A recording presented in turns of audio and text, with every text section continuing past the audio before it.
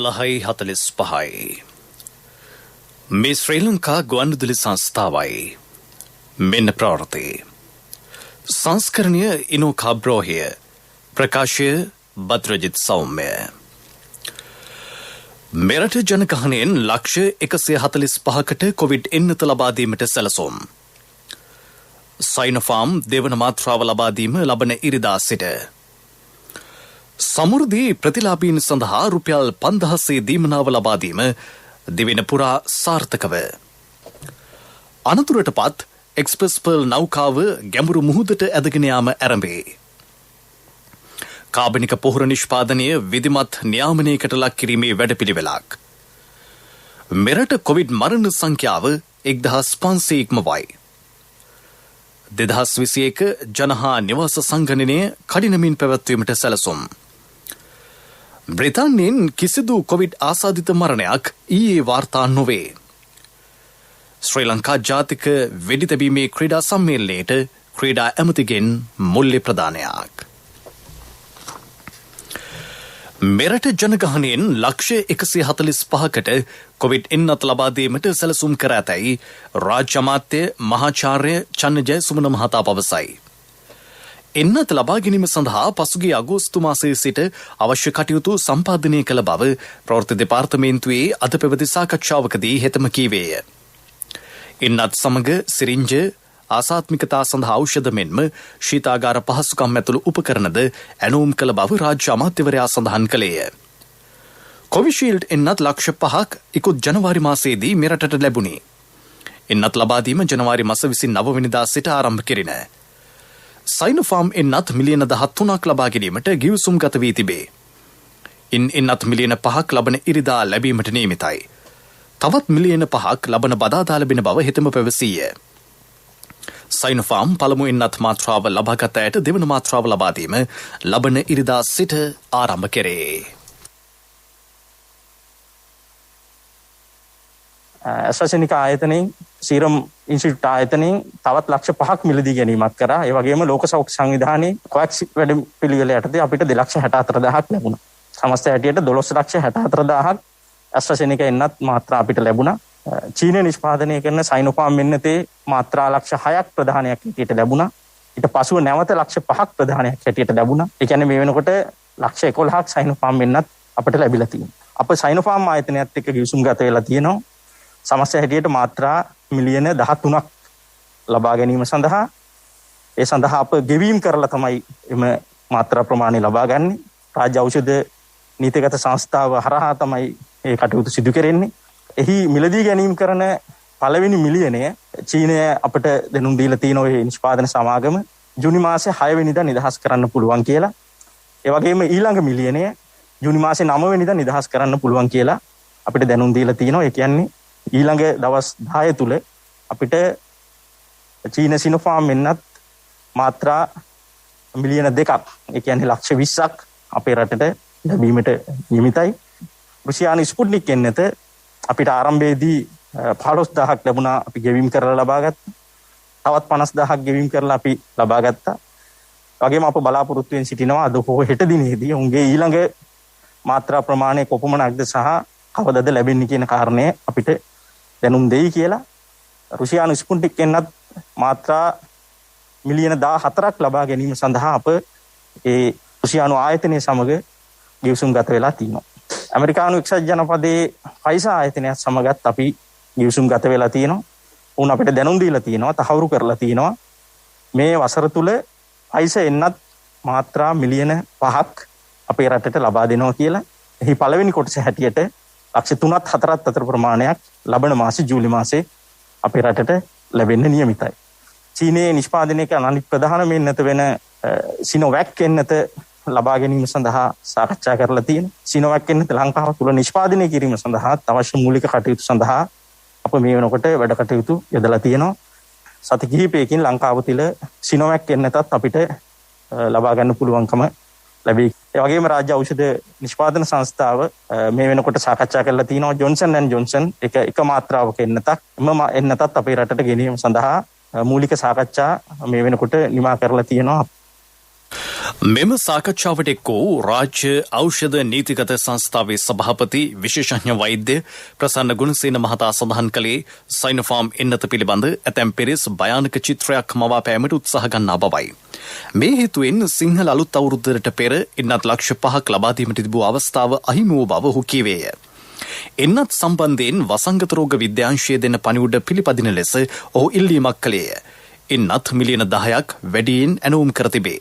ලෝක සෞඛ්‍ය සංවිධානයේ පොරොන්දු එන්නත් තවම ලබා දී නැත. එන්නත් මිලියන 1.5ක් අප්‍රේල් මාසයේදී ලබා දෙන බවට ප්‍රකාශ කළද තවම ඒවා ලැබී නැතයි වෛද්‍ය ප්‍රසන්න ගුණසිංහ මහතා සඳහන් කළේය. අපි එක පාර්ශවයකත් මේ ඔබ මේක අහන් ඉන්න අය තවත් පාර්ශවයකත් හැටියට හිතුවොත් අපිට මේ සටන ජය ගන්න හම්බෙන්නේ නැහැ. නැත සයිනෝෆාර්ම් එන්නත ගැන ඔබ කල්පනා කරලා බලන්න. ලංකාවට මේ එන්නත ගෙනල්ලා ගබඩාවේ තියෙන කාලය තුලදී ඔබට පුළුවන් නම් මේ ජනමාධ්‍යවල ප්‍රචාරය වෙච්ච වැඩසටහන් දිහා බලන්න. මේක ගැන මැව්වේ ඉතාම භයානක පින්තූරයක්.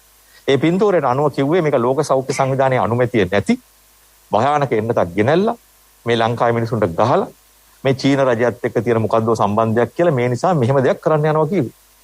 නමුත් අවසානයේදී මේ හේතුව නිසා මේ එන්නත ලෝක සෞඛ්‍ය සංවිධානයේ අනුමැතියට කලින් අනුමැතියක් දීලා මේ රටේ භාවිතා කරන්න මුල් තැන ගත්ත විශේෂඥයෝ සියලු දෙනාම පස්සට අඩි දෙකක් ගත්තා. මේ විශේෂඥ කමිටුවම ස්පුට්නික් එන්නතටයි ඇස්ට්‍රාසෙනිකා එන්නතටයි අනුමැතිය දුන්නේ ලෝක සෞඛ්‍ය සංවිධානය කියන්න කලින්. මේ ඇති කරපු පීඩනය නිසා මේ අය නිශ්ශබ්දව හිටියා. ඒ නිසා අවුරුද්දට කලින් ලක්ෂ 5ක් මිනිස්සුන්ට එන්නත් දෙන්න තිබිච්ච අවස්ථාව මේ වැරදි මිත්‍යා මත ප්‍රචාරය කිරීම නිසා ලංකාවේ නැති වුණා. ඔබට තේරෙන්න ඕනේ මේ ලක්ෂ 5 අපි එදා ගැහුවා නම් අවුරුද්ද වෙනකොට තව ලක්ෂ 5ක් අපිට හම්බ වෙනවා මේ මැයි මාසේ හම්බෙච්ච ටික. එහෙමනම් මිලියනයකට අපි අවුරුද්දට කලින් එන්නත් කරගන්න තිබුණා. අපි අවුරුද්දට කලින් මිලියනයක් ලංකාවේ මිනිස්සු එන්නත් කරා නම් අද මේ තියෙන ව්‍යසනය අපේ ලංකාවේ තියෙන්නේ නැහැ. ඒ නිසා මතක තියාගන්න යම්කිසි දෙයක් ඔබේ කටින් පිට වෙන්න කලින් ඒ කටින් පිට වෙන වචනයට හේතු සාධක තියෙනවද?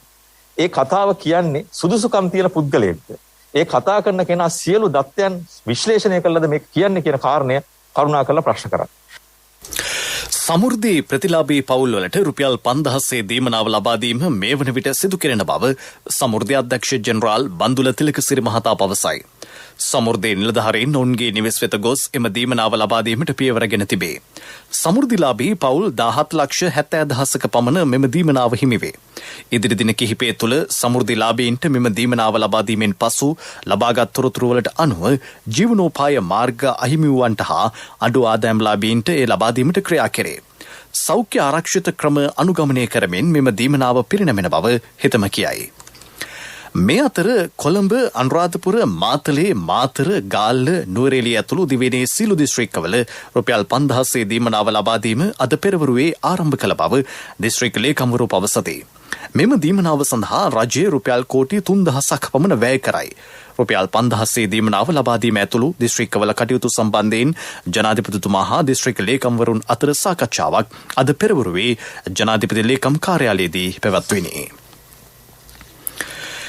කොළඹ වරාය ආසන්නයේදී අනතුරටපත් වූ එක්ස්ප්‍රස් පර්ල් නෞකාව ගැඹුරු මුහුදට ඇදගෙන යාම මේ වන විට සිදුවන බව නාවික හමුදා මාධ්‍ය ප්‍රකාශක කපිතාන් ඉන්දිකද සිල්වා මහතා පවසයි. මේ සඳහා නෙදර්ලන්තයේ ස්මිත් ගලවා ගැනීමේ සමාගමේ අධිබැලති ටග් යාත්‍රාවක් යොදවා ඇත.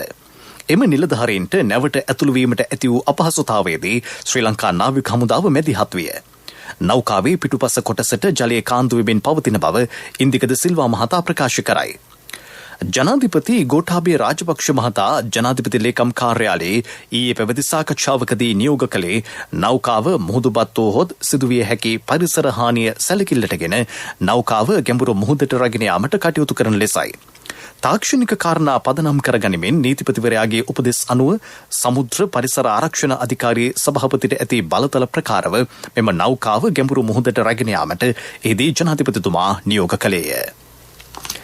මේ ප්‍රවෘත්ති ශ්‍රී ලංකා ගුවන්විදුලි සංස්ථාවෙන්. මූලික රක්ෂිත මුදලට බෝනස් මුදලකුත් හිමිවන ශ්‍රී ලංකා ඉන්ෂුරන්ස් early cash.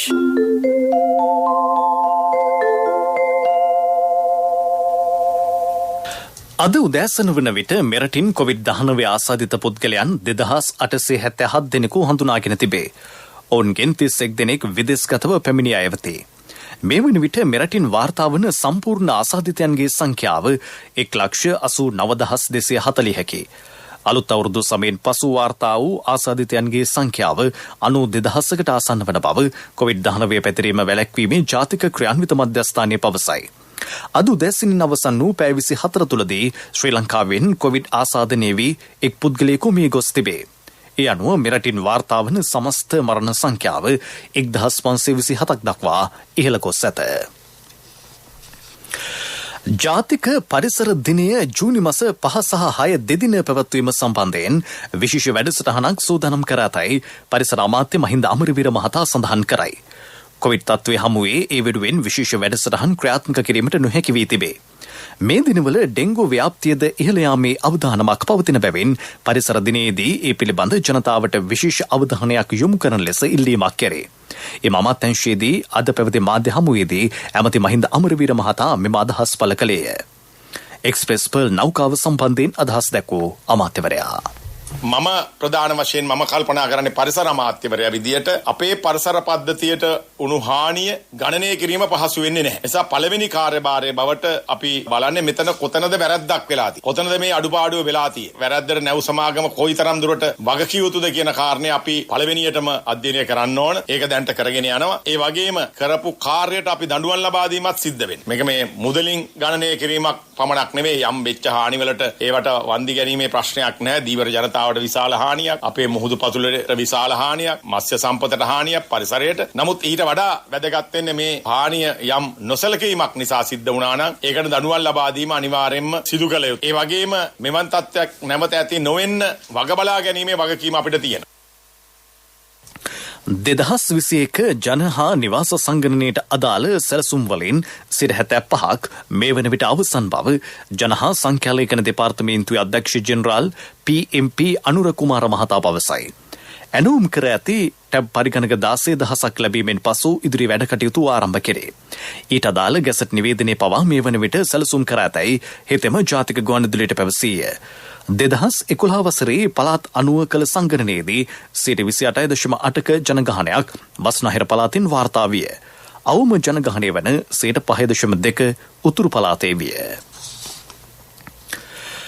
සංචරණ සීමා පැනවීමෙන් ලැබෙන ප්‍රතිඵල දැනගැනීම සඳහා සති 2ක කාලයක් ගත වනු ඇතැයි රජයේ වෛද්‍ය නිලධාරීන්ගේ සංගමය පෙන්වා දෙයි.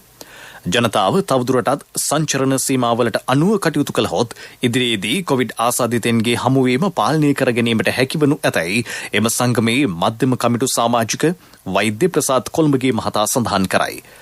පවතින වත්මන් තත්ත්වය පිළිබඳ පුළුල් ලෙස සමාලෝචනය කර ඉදිරියේදී සංචරණ සීමා පැනවීම පිළිබඳ රජය තීරණයකට එළඹෙනු ඇතැයි හෙතම කියයි. සංචරණ සීමා පනව ඇති අවස්ථාවේ අත්‍යවශ්‍ය රාජකාරී සඳහා පැමිණෙන පුද්ගලයන් හඳුනා ගැනීමේ වැඩසටහනක් බස්නාහිර පළාතේ පොලිස් ස්ථාන 52ක් ආශ්‍රිතව අද පෙරවරුවේ ක්‍රියාත්මක කෙරිණ. අද පෙරවරු 6:30 සිට 9:30 දක්වා සිදු කළ මෙම වැඩසටහනට පොලිස් නිලධාරීහු 1560 දෙනෙක් සහභාගී වූහ. පරීක්ෂා කළ වාහන සඳහා සුදු පැහැති ස්ටිකරයක් ඇලවීම එහිදී සිදුවිය. මීළඟට ප්‍රමුඛ පුවත. මේ මම කියන්න ගියේ මාත් කැමති.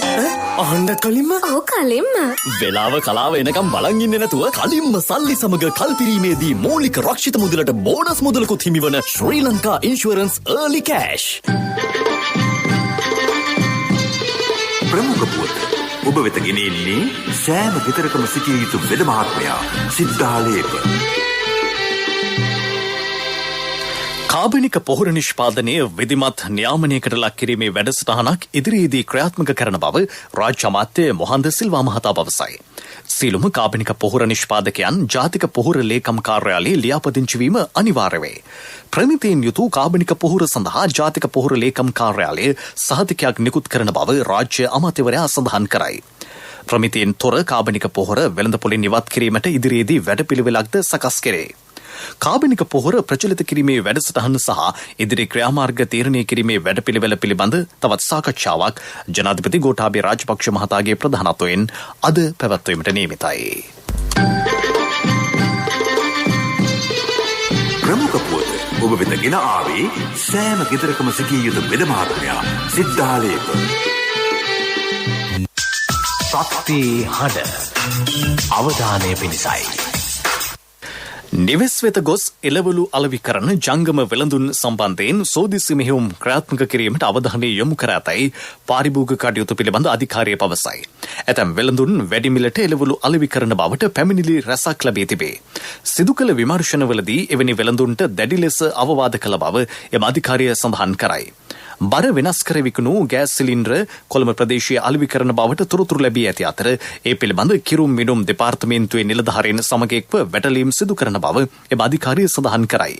මේ යටතේ පාමංකඩ ප්‍රදේශයේ වෙළඳ සැලක තිබී බර අඩු කර සකස් කළ කිලෝග්‍රෑම් 12.5 ගෑස් සිලින්ඩර 12ක් හමු වී තිබේ. එම වෙළඳ සැලේ හිමිකරුට එරෙහිව නඩු පවරන බව පාරිභෝගික කටයුතු අධිකාරිය සඳහන් කරයි. ලෝක ප්‍රවෘත්ති. බ්‍රිතාන්‍යයේ කොරෝනා ආසාදිත කිසිදු මරණයක් ඊයේ වාර්තා නොවූ බව එරට සෞඛ්‍ය අංශ පවසයි. ඉකුත් වසරේ ජූලි මාසයේ පසු පළමු වරට මෙම තත්ත්වය දක්නට ලැබීම විශේෂත්වයකි. කොවිඩ් හේතුවෙන් මේ දක්වා බ්‍රිතාන්‍යයෙන් වාර්තා වී ඇති සම්පූර්ණ මරණ සංඛ්‍යාව 1,27,000කි. එරට එන්නත් කරන වැඩපිළිවෙලද සාර්ථකව ක්‍රියාත්මක කෙරේ. බ්‍රිතාන්‍ය ජනගහනයෙන් 58%ක් එන්නත් එක් මාත්‍රාවක් හෝ ලබාගෙන ඇත.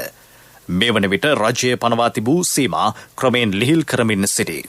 ඉකුත් සතියන්තයේ රට ජනතාව මුහුදු විරලේ සහ අනිකුත් එලිමහන් ස්ථානවල කාලය ගත කළ බව විදේශ මාධ්‍ය වාර්තා කරයි.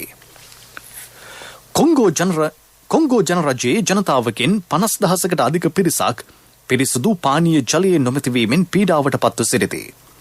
එරට නිරගොංගෝ කන්ද නායාමෙන් පසු මෙම තත්ත්වයට මුහුණ දීමට ජනතාවට සිදු වී තිබේ. කොලරා රෝගයේ පැතිර යාමේ අවදානමක්ද පවතින බව එරට ක්‍රියාත්මක පුණ්‍යාධාර ආයතනයක් පෙන්වා දෙයි. නැගෙනහිර ගොමා නගරයේ ජනතාවද දැඩි අවදානමකට මුහුණ දී සිටිති. ඔස්ට්‍රේලියාවේ ආර්ථික වර්ධන වේගය ඉහළ යයි. කොවිඩ්-19 වසංගතයට පෙර තිබූ ප්‍රමාණයට වඩා එය වර්ධනය වීම විශේෂත්වයකි. එරට නිල සංඛ්‍යා ලේඛන පෙන්වා දෙන්නේ පළමු කාර්තුවේදී දළදේශීය නිෂ්පාදිතය 1.8කින් ඉහළ ගොස් ඇති බවයි. පිරසර සංවර්ධනයක පුවත් සම්පින්ඩනය සංවර්ධන පුවත්.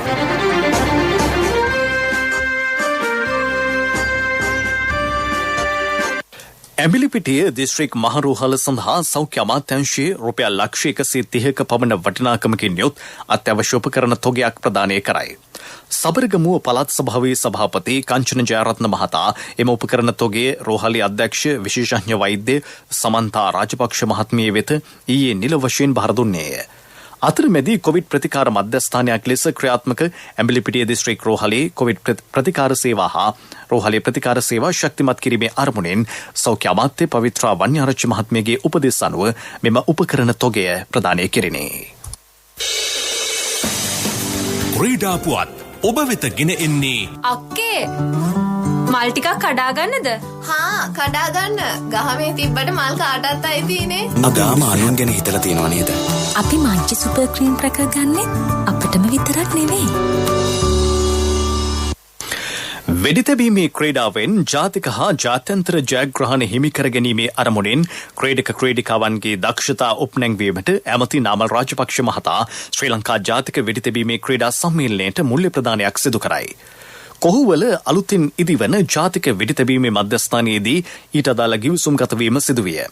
මහලේ ජයවර්ධන මහතාගේ සභාපතිත්වයෙන් යුත් ජාතික ක්‍රීඩා සභාව සහ උසස් දක්ෂතා කමිටුව ජාතික හා ජාත්‍යන්තර ජයග්‍රහණ ලබාගත හැකි බවට නිර්දේශ කරමින් ප්‍රමුඛතා ලබා දිය යුතු ක්‍රීඩාවක් ලෙස වෙඩිතැබීමේ ක්‍රීඩාවද නම් කර ඇත. ලෝක කුසලාන ක්‍රිකට් තරඟාවලි සඳහා සහභාගී වන කණ්ඩායම් සංඛ්‍යාව වැඩි කිරීමට ජගත් ක්‍රිකට් කවුන්සිලය තීරණය කර තිබේ. ඒ අනුව ඔවර 51 දින තරඟාවලිය සඳහා වසර 2027 සිට කණ්ඩායම් 14ක් සහභාගී වනු ඇත. 2020 ලෝක කුසලානයේ වෙනුවෙන් එම කණ්ඩායම් සංඛ්‍යාව 20කි. වසර 2024 සිට 2020 ලෝක කුසලාන ක්‍රිකට් තරඟාවලිය වසර 2කට වරක් පැවැත්වේ. දුව මේ මං අර කිව්ව වෑන් එක මං ගන්නයි බැලුවේ. මෙච්චර ලොකු වෑන් එකක් මොකටද තාත්තේ? කට්ටියම දාගෙන ට්‍රිප් එකක් හරි යන්න පුළුවන් නේ ළමයි. අපේ මිනිස්සු හැමදාම අනුන් ගැන හිතලා තියෙනවා නේද? අපි මංචි සුපර් ක්‍රීම් රැක ගන්නෙ අපිටම විතරක් නෙවෙයි. ව්‍යාපාරික පුවත් ඔබ වෙත ගෙන එන්නේ EMV තාක්ෂණය සහිත NSB ATM කාඩ් පත ජූනි 30 වෙනිදා දක්වා නොමිලේ. වැඩි විස්තර 0112 379යි 379 දුරකථන අංකයෙන් හෝ ළඟ වෙති ශාඛාවෙන් විමසන්න. LOLC සමූහය මෙරට ආයතනික ක්ෂේත්‍රයේ ප්‍රථම වරට ඓතිහාසික වාර්තාවක් සනිටුහන් කරමින් රුපියල් බිලියන 57ක බදු පෙරලාභයක් වාර්තා කරයි. මේ වසරේ මාර්තු 30 වෙනිදායෙන් අවසන් වූ වසර තුල වාර්තාගත ක්‍රියාකාරීත්වයක් සටහන් කරමින් පෙර නොවිරු ලාභදායීත්වයක් අත්කරගැනීමට එම සමූහය සමත්ව සිටී. දැවන්ත පරිමාණයේ ලාභදායීතාවක් අත්කරගත් LOLC සමූහය මෙරට ඉහළම ලාභදායීතාවක් සහිත සමාගම් සමූහය ලෙස අඛණ්ඩව තුන්වෙනි වසරටත් සිය ප්‍රමුඛස්ථානයේ යළි තහවුරු කර ගැනීම විශේෂත්වයකි. LOLC සමූහය ලොව විශාලතම ක්ෂුද්‍ර සුළු හා මධ්‍ය පරිමාණ ව්‍යවසාය වේදිකාවක් ලෙස ස්ථාපිත වී තිබේ. ව්‍යාපාරික පුවත් ඔබ වෙත ගෙන ආවේ දැන් වඩාත් සුරක්ෂිත අඛණ්ඩ සේවයක් සපයමින් බැංකු කටයුතු තවත් පහසු කරන EMV තාක්ෂණය සහිත NSB ATM කාඩ් පත ජූනි 30 වෙනිදා දක්වා නොමිලේ. වඩාත් කාර්යක්ෂම NSB ඔන්ලයින් බැංකු සේවාවෙන් ඔබ කොතැනක සිටියත් නොමිලේම ඔබේ බැංකු කටයුතු එසැනින්. වැඩි විස්තර 0112 379යි 379 දුරකථන අංකයෙන් හෝ ළඟ වෙති ශාඛාවෙන් විමසන්න. කොන්දේසි අදාළ වේ. NSB ශ්‍රී ලංකාවේ සුරක්ෂිතම බැංකුව. ආර්ථික පුවත් ආවරණය ඔබේ ඕනම අවශ්‍යතාවයකට සුදුසු මූල්‍ය විසඳුම් දෙන එන අය දියුණු වෙන අය එන LOLC සමූහය එන්න දියුණු වෙන්න.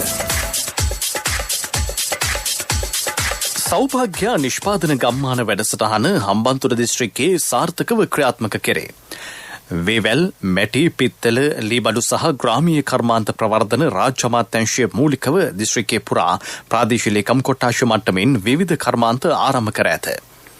මැටි, පිත්තල, ලීබඩු, විසිතුරු මත්ස්‍ය වගාව, පාවහන් හා බෑග් නිෂ්පාදනය සාර්ථකව ක්‍රියාත්මක අතර එම නිෂ්පාදන සඳහා ඉහළ ඉල්ලුමක් පවතින බව කර්මාන්තකරුවෝ පවසති. වලස්මුල්ල, කටුවන, බෙලියත්ත, තංගල්ල, වීරකැටිය, ලුණුගම් විහෙර සහ සූරිය වැව යන ප්‍රදේශවල සෞභාග්‍ය නිෂ්පාදන ව්‍යාපෘති සාර්ථකව ක්‍රියාත්මක කෙරේ. මෙතන වැඩ කිරිගහට යන්න වගේලු. ඇත්තද මල්ලි? නැතුව ළමයිට උගන්වන්න, ගෙවල් හදන්න, ඉඩම් ගන්න. බිස්නස් කරන අයමයි ගොඩක් ඉනවලුනේ. ඔව්. අනිකෙන හැම කෙනාම දියුණු වෙනවනේ. අක්කලට නිසා කියන්නේ ත්‍රිවිල් එලෝපු මට වෑන් එකට පාර පෙන්නුවෙත් මෙතන ඉන්නේ. මේ තියෙන්නේ තැන. ඔබේ ඕනම අවශ්‍යතාවයකට සුදුසු මූල්‍ය විසඳුම් දෙන එන අය දියුණු වෙන අය එන LOLC සමූහය එන්න දියුණු වෙන්න.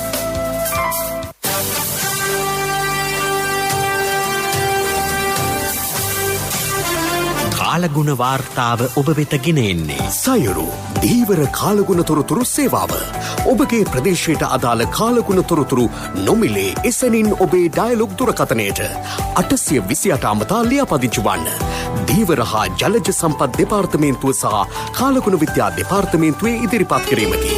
සයුරු සමග සුරැකීම. බස්නාහිර, සබරගමුව සහ මධ්‍යම පළාත්වලත් ගාල්ල සහ මාතර දිස්ත්‍රික්කවලත් වැසි ඇතිවන බව කාලගුණ විද්‍යා දෙපාර්තමේන්තුව නිවේදනය කරයි. බස්නාහිර සහ සබරගමුව පළාත්වලත් ගාල්ල, මාතර සහ නුවරඑළිය දිස්ත්‍රික්කවලත් ඇතැම් ස්ථානවලට මිලිමීටර 50ක පමණ තරමක තද වැසි ඇති වී හැකිය. සෙසු ප්‍රදේශවල සවස් කාලයේදී හෝ රාත්‍රී කාලයේදී තැනින් තැන වැසි හෝ ගිගුරුම් සහිත වැසි ඇතිවේ.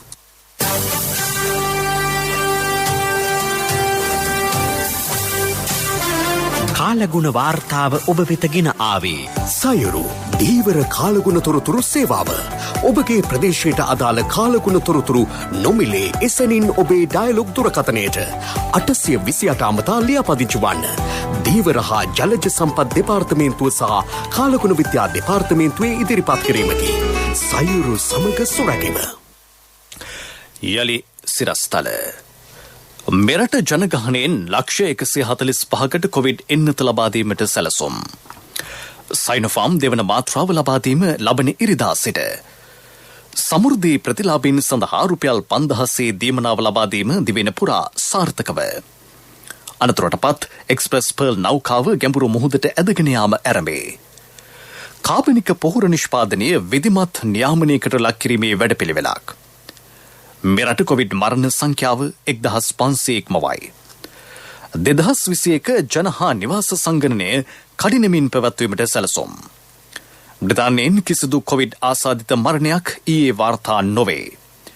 ශ්‍රී ලංකා ජාතික වෙඩි තැබීමේ ක්‍රීඩා සම්මේලනයට ක්‍රීඩා ඇමතිගෙන් මුල්‍ය ප්‍රදානයක්. අපගේ මෙම ප්‍රවෘත්ති ප්‍රකාශය www.slbc.lk වෙබ් අඩවි ඔස්සේද සවන් දිය හැකියි. මිළඟ ප්‍රධාන ප්‍රවෘත්ති ප්‍රකාශය සවස 6ට. දිවා ප්‍රවෘත්ති ඉන් සමත්යි.